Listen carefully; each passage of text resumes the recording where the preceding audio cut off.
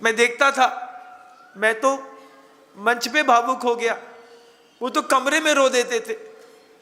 मेरी माँ भी रोती थी कमरे में।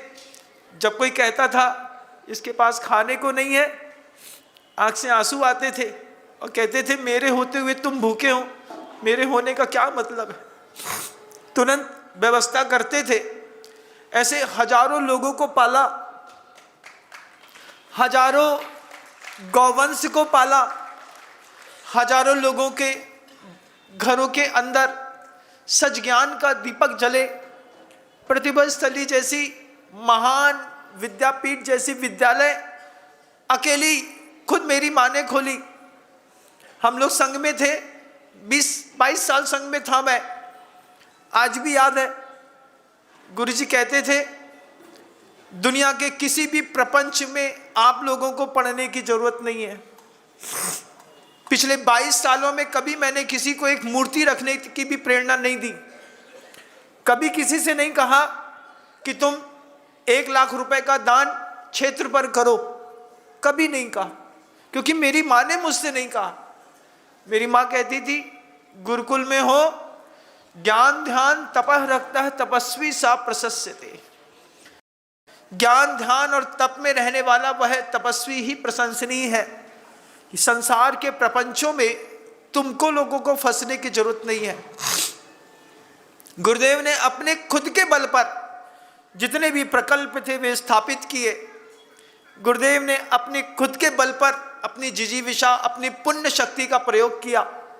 गुरुजी कहते थे जब कभी भी कहीं भी जाना, कहना 2 प्रकार की शक्तियां होती हैं, एक पुण्य की शक्ति होती है, एक भोग की शक्ति होती है। आपकी पुण्य की शक्ति बहुत होगी लेकिन आपकी भोग की शक्ति नहीं है। आप अपना प्राप्त वैभव भी नहीं भोग पाओगे और मर जाओगे। गुरुजी भी कहते थे इस बात को, मेरी पुण्य की शक्ति जबरदस्त है, इस पुण्य की शक्ति का प्रयोग मैं धर्म के कार्यों में करूंगा और जब तक करते बनेगा तब तक करूंगा। चंदन का पेड़ जितना सूखता है उतना महकता है, वो भी जितने सूखते गए सूखते गए सूखते गए, उनकी महक आज हमारी आपकी सांसों में है, आंसुओं में है, चेहरे पर है। ये जो आंसू हैं ये किसी सामान्य चीज के नहीं, ये मेरी माँ के हैं, मेरी माँ ने दिए हैं। उन्होंने कहा है जैन शासन में पैदा हुआ कोई भी व्यक्ति संवेदनशील होता है, नैतिक होता है, विचारवान होता है, सहज होता है, सरल होता है। मायाचारी ये दुनिया करती होगी, हम जैन हैं हम नहीं करते, हमारे पास जो होता है हम बता देते हैं, ये हमारा स्वभाव नहीं है। न द्वेष मज्ज भावो जानक भावो दु अहमिखो, ऐसा मेरी माँ ने मुझे सिखाया। उन्होंने अपने पास बैठ करके मुझे समय सार पढ़ाया, पूरा याद कराया, बोले याद कर लो, याद कर लोगे तो जीवन में काम आएगा। पढ़ा हुआ भूल जाते हैं, याद किया हुआ मृत्यु के अंतिम समय तक याद रहता है, वहीं पर विशुद्धि बढ़ती है। कितना कुछ दिया है उस माँ ने हमारे जैसे और भी भाई पैदा किए, और कुछ दीक्षित हुए, कुछ नहीं भी हुए। जो दीक्षित नहीं हुए वे भी दीक्षित हैं, क्योंकि हमेशा वह बात गुरुजी कहते थे। एक बार गुरुजी से पूछा कि आचार्य जी आपके कितने शिष्य हैं? तब गुरुजी ने कहा मंच में बैठे हुए को तो आप गिन सकते हैं, लेकिन कपड़े पहन करके जो मेरे शिष्य हैं उनकी गिनती आप कर नहीं पाएंगे।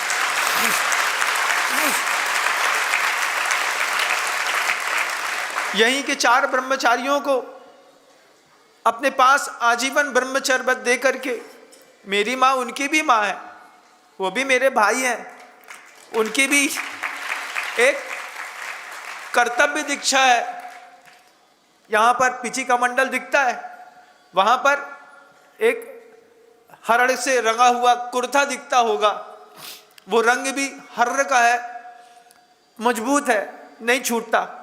जैसे कपड़े का रंग नहीं छूटता, ऐसे उनके दिल से भी उनके गुरु का रंग नहीं छूटता।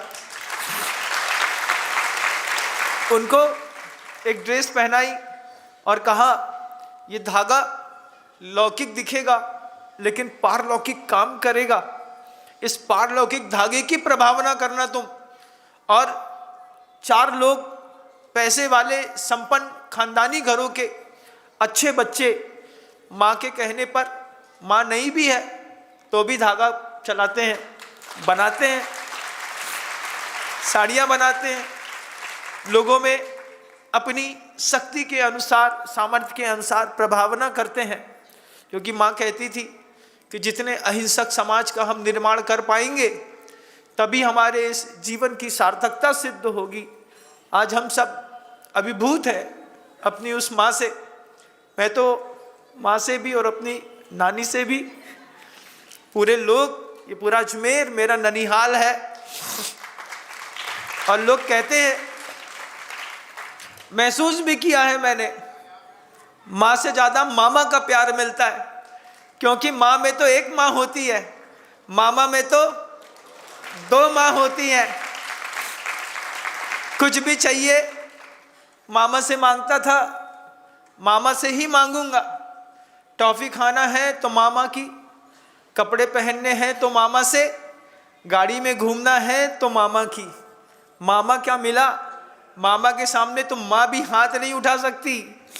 मामा कहता है हमारे मोड़ा को मत मारियो, हमारा भांजा है, कहीं पर भी लेके जाए तो मामा माँ से ज़्यादा लाड़ करता है। मैं आप सबको रोज़ देखूंगा, सही समय पर देखूंगा, सही समय पर हम सब मिलकर के संवाद करेंगे।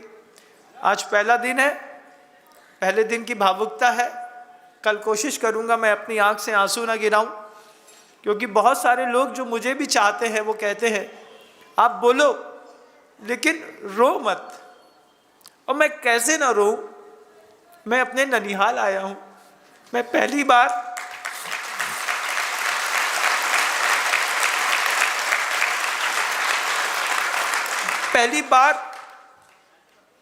मैंने सोचा नहीं था कि मेरी माँ मुझे छोड़ के चली जाएगी, लेकिन माँ छोड़ के चली गई। वो भी अपने धर्म की रक्षा करने के लिए मेरी माँ छोड़ के चली गई। अधर्म का सहारा लिया होता ना तभी मेरी माँ 20 साल और रहती। लेकिन आयुर्वेद को जीवंत रखने के लिए मेरी माँ ने अपनी प्राण छोड़ दिए। अगर आपको मेरी वीडियो अच्छी लगती है तो प्लीज़ मेरे चैनल को लाइक करें, शेयर करें और सब्सक्राइब करें। Thank you.